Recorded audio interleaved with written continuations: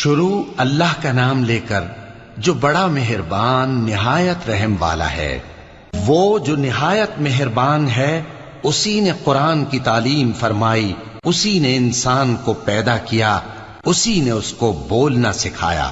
سورج اور چاند ایک حساب مقرر سے چل رہے ہیں اور بوٹیاں اور درخت سجدہ کر رہے ہیں، اور اسی نے آسمان کو بلند کیا اور میزان عدل قائم کر دی کہ اس میزان میں حد سے تجاوز نہ کرو، اور انصاف کے ساتھ ٹھیک تولو اور تول کم مت کرو۔